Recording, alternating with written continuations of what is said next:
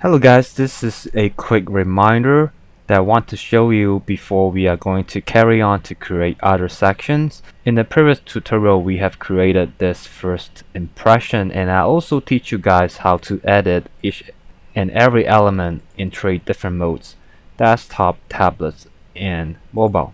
So throughout the tutorials I prefer to use these methods. For example, tablets. Under tablets mode, if I want to adjust this thing under tablets mode, I will click it. For example, if you want to increase the size, I will try to readjust it like this. But there is another method to do that. If you want to adjust this particular element in 3 different modes, you can refer to the sections over here. Alright, so this is under tablets mode. If you click on this thing, you will go to the mobile mode and you can readjust it again. For example, like this. Alright, and you can click on this thing under desktop mode to adjust it again. So it is another method for you to adjust it, but I would recommend you not to do that because it will cost you a lot of time if you try to adjust every single element in 3 different modes. You will use up a lot of time. So what I do usually, if I have a look on this desktop mode, they look pretty fine, and tablets mode, they look pretty fine, and I won't adjust the settings over here. For example, the typography. If under mobile mode they looks pretty good, so I'll just leave it empty as a default value. So if I think it looks pretty fine, then I won't change anything over here. But it's up to you on you want to change it over here or over here, because I like to change things in an overall. So if there's no problem on all the things, then I won't touch those settings under 3 different modes.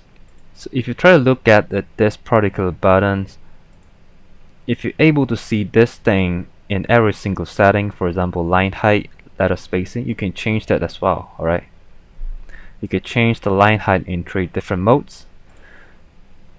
If you go to the contents, you also can change the alignment in 3 different modes. How about under section? If you go to the style, for example, this one image, you still can change the image in 3 different modes. For me, I think it is too much. If you try to change every image in 3 different modes, it will be very confusing for those visitors. Alright. However, you can just notice that if you're able to see 3 different icons over here, you can change it.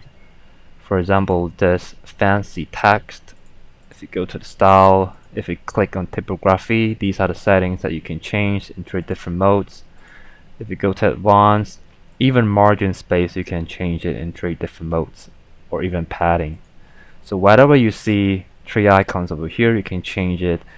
So in 3 different modes, they have 3 different features. And for the entrance animations, you can have 3 entrance animations in 3 different modes. So this is how you adjust it, but for me, I would like to look at it as an overall using this interface. As long as it is well compatible and it fit nicely to 3 different screen size, it is fine for me. However, if you are demanding and you want your website to be very flexible and optimized, you can try to adjust each of the elements in 3 different modes, including the columns width. Alright, change the columns width in 3 different modes, alignment, blah blah.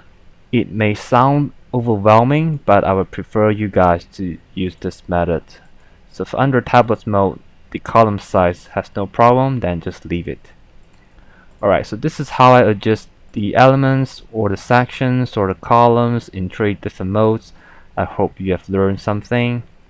And in the future tutorials, I will just primarily focus on using this technique to adjust each element, column width, and the sections. So once you're clear on that, let's get ready for the next tutorial.